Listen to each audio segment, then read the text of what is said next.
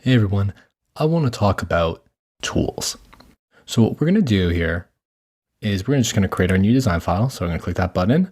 It's going to pop open that new tab. I'm just going to call this one test for now. Now I'm going to show you a bit about Figma and all the different things you have going on over here.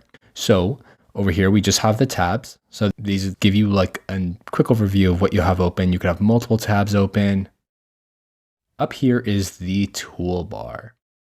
So let's start from the left. This is going to be your menu. And your menu is going to have a lot of different interesting things in here. You're going to be able to see quick actions. So if you like using quick actions, you can click that and say, I'm going to search for plugins. So I can go and search plugins in the community. Really great way to see what you have available to you.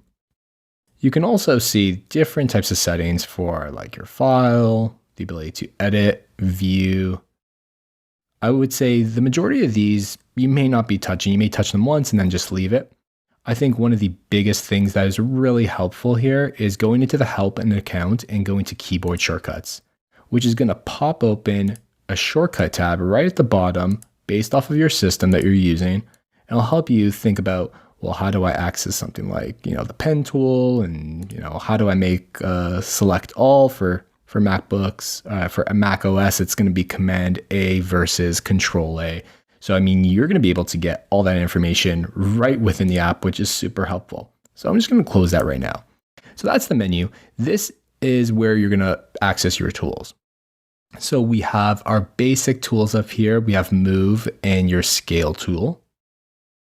We have your Frame tool. Now I'm going to go into these a bit deeper later, but these are where you're going to get your frame tool. Frames are where you're going to draw essentially your canvas. You're going to draw things on the frame. It's like the canvas or your artboard, whatever you would like to call it, but in Figma, they're called frames. So we have our frame and slicing tool. Frame is probably the most important. Then we have our shapes, and this is where you can come in and make some great shapes if you're making logos, if you're just using shapes for just interest on your web page, or whether it's like a mobile app or something. This is where you'll come to use your shapes, and they have the shortcuts on the right. So you have your rectangle, you have your line, arrow, ellipse, polygon, star, and you can place your image here as well. This is your pen tool, which is really helpful if you're making custom shapes. I love the pen tool. We have the text tool. This is really helpful if you need to write something. Text tool is going to be your friend. So that's the text tool. And we have the hand tool, for moving things around. Really helpful for moving around selections and not clicking into them. And then we have the comment tool. So one great thing Figma does is they have this onboarding tutorial system. So when you sign in for the first time, they're going to run you through everything. You'll also see certain things for new tools and whatnot. So that is really helpful. So I'm just going to close that. So we have our comments. You can just leave a comment when you click on that tool. So I have a comment here. I'm going to just write, hey, great work. And then press enter, and that comment is stored. And you can move comments around. It's really great, and you can keep track of them over here. Then you have things like contextual tools. So let's say I have a rectangle. I'm going to make a copy of that rectangle using Command C. You can use Control C if you're on Windows, and then Command or Control V. And then I have that copy. So you can see that over here in the layers panel. So if I have, two different rectangles, I can see my contextual tools. So over here you have components.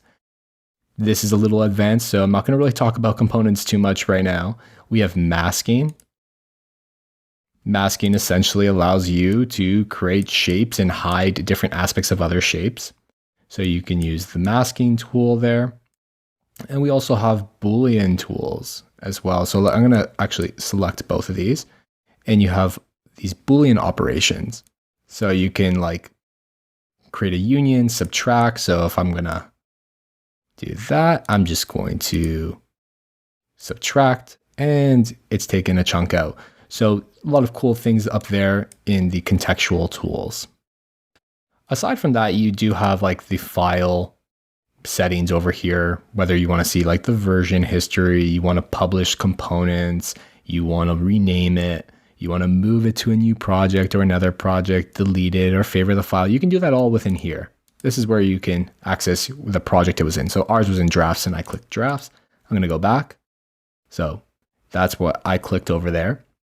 And over here on the right side, you have some of your share and view settings. You'll see the different people that are in this file when they're in here as little avatar bubbles. You'll be able to click the share button and get into all the nitty-gritty ways to share, whether that's with, anyone with the link can view. This is how you're going to get your files. You're going to get them as viewable files, like I said.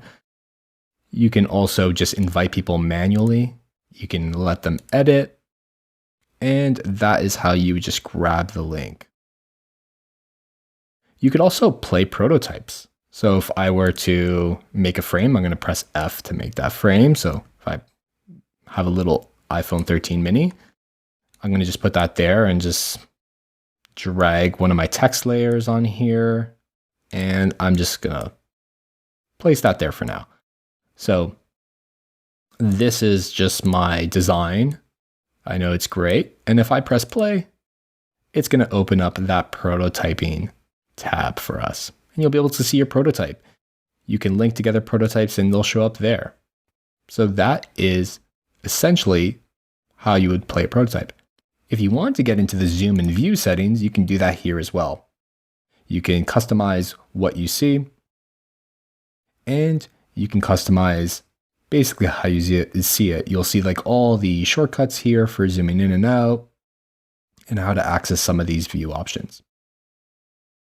And that is the toolbar.